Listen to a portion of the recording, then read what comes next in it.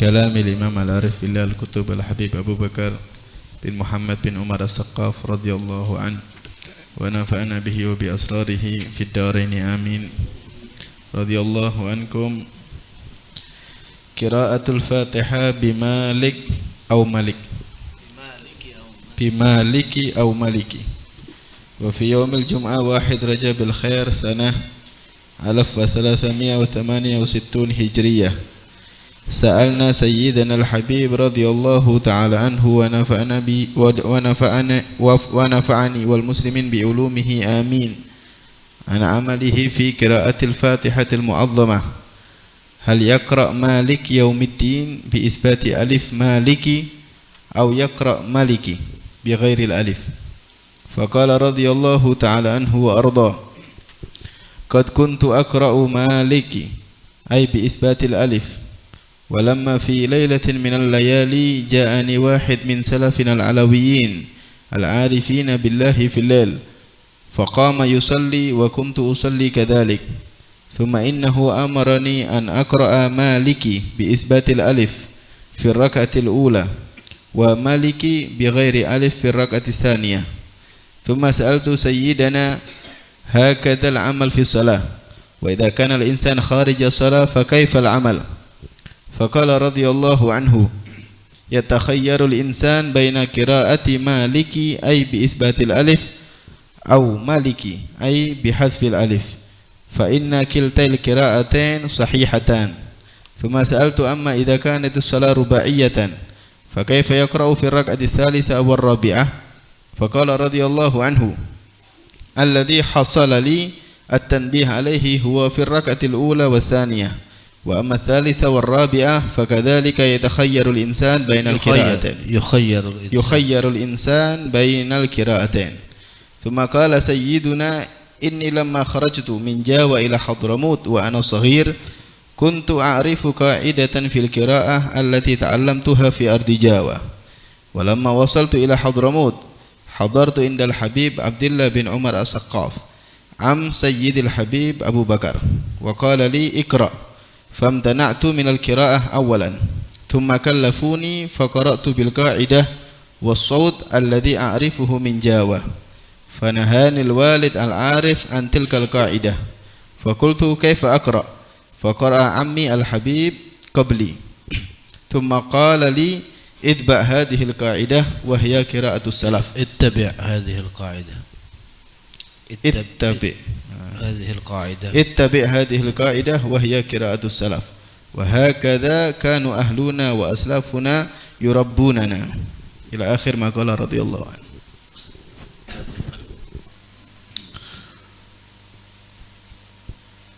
Pada hari Jumat tanggal 1 Rajab tahun 1368 Hijriah, penulis kumpulan nasihat dan wasiat Al-Habib Abu Bakar bin Muhammad As-Saqaf Gresik pernah suatu saat bertanya kepada Habib Abu Bakar As-Segaf tentang bagaimana amal beliau, metode beliau, cara beliau di dalam membaca surat Al-Fatihah Al-Mu'azzamah, tepatnya pada ayat Maliki Yaumiddin. Apakah dibaca Maliki, mimnya panjang dengan alif, atau tanpa alif, Maliki Yaumiddin?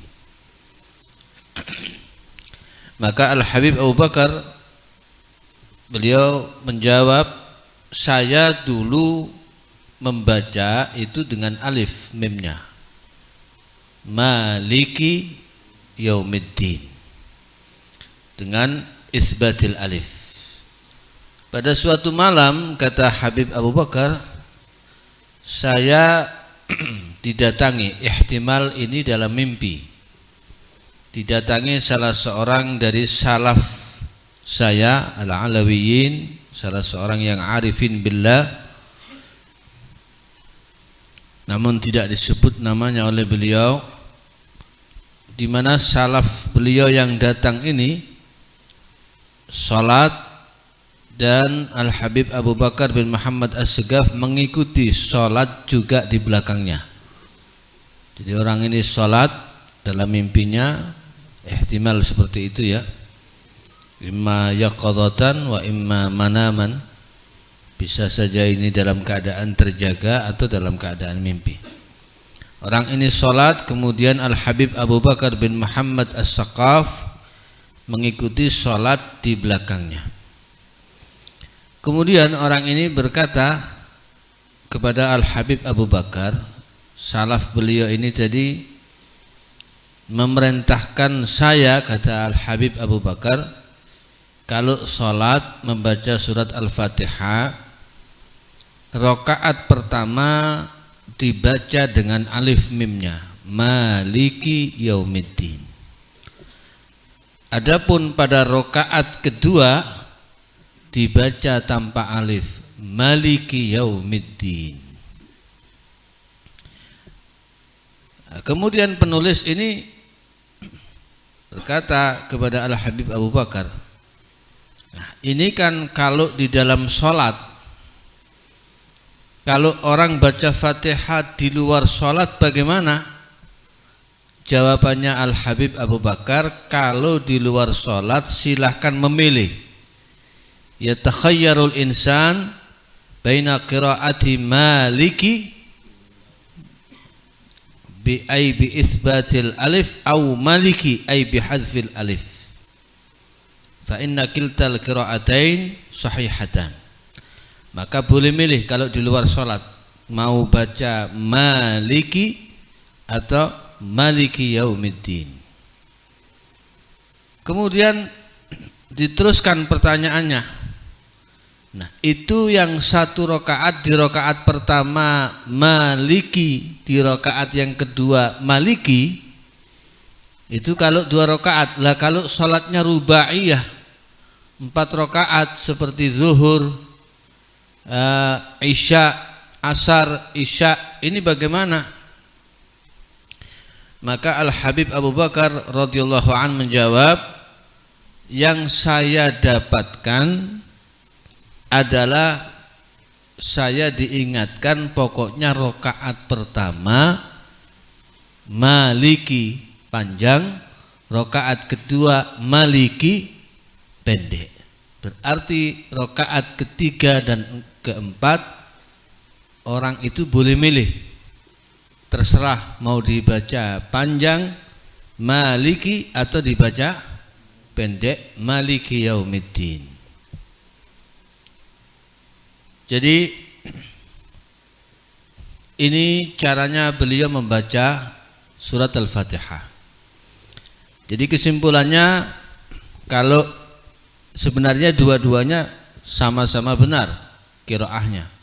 Kita tidak boleh menyalahkan yang membaca Maliki dan tidak boleh menyalahkan yang membaca Maliki Yaumiddin, karena sama-sama benar. Memang ulama ada ikhtilaf fuqaha, ada yang mengatakan Maliki itu lebih afdal karena ayat itu semakin tambah hurufnya semakin bertambah pahalanya.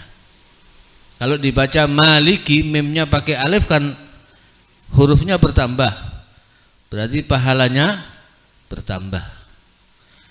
Tetapi ada juga yang mengatakan tidak, yang afdal Maliki Yaumiddin, karena dari segi makna lebih mendalam Maliki daripada Maliki Yaumiddin. Nah, jadi ala kulli halin, kalau kita mau ikuti caranya Al-Habib Abu Bakar bin Muhammad As-Sagaf, dan ini yang kami amalkan, karena saya dulu juga melihat langsung ini diamalkan oleh Sayyidil Jad Al-Habib Muhammad bin Hud As-Sagaf. Kalau kami sholat jamaah, jadi kami tahu beliau amalkan apa yang diajarkan Al-Habib Abu Bakar. Kalau sholat itu mesti rakaat pertama membaca Fatihahnya Maliki Yaumiddin, rakaat kedua Maliki Yaumiddin. Jadi kalau sholatnya 4, berarti boleh milih yang rakaat ketiga, keempat, mau dibuat sama dengan yang rakaat ke pertama dan kedua boleh, atau mau dibuat panjang semua boleh, pendek semua juga boleh, terserah. Nah, kalau sholat maghrib yang thulathiyah yang 3 rakaat, berarti ya rakaat pertama maliki, rakaat kedua maliki, rakaat ketiga terserah mau milih yang panjang atau yang pendek. Jadi ini cara beliau, karena beliau ditegur langsung dalam sebuah pengalaman beliau, entah ini lewat mimpi atau secara yaqadhah.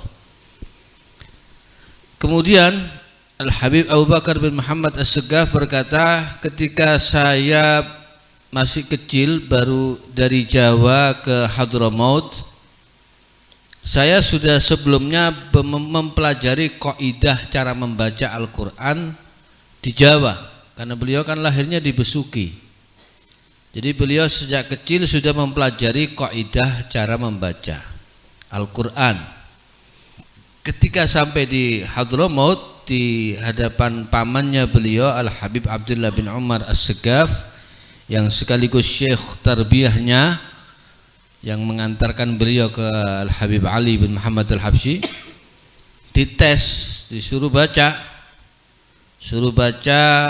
Al-Quran. Beliau tidak mau untuk membaca, kemudian dipaksa, lalu beliau pun membaca sesuai kaidah yang beliau pelajari di tanah Jawa sebelumnya. Nah, ternyata oleh pamannya ini yang sekaligus gurunya Al-Habib Abdullah bin Umar As-Saqqaf, beliau dilarang membaca dengan kaidah seperti itu, lalu diajari cara membaca dengan kaidah yang sesuai yang diamalkan oleh ahlu Hadramaut.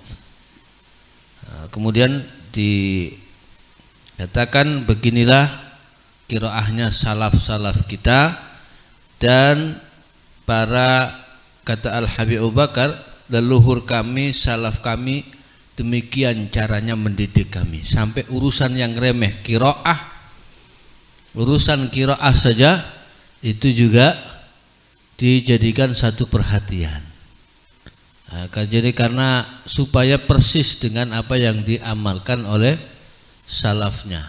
Nah, saya seringkali mengatakan karena perubahan yang kecil itu akan bisa membawa pada suatu perubahan yang besar, sampai dalam cara membaca disamakan dengan para salafnya.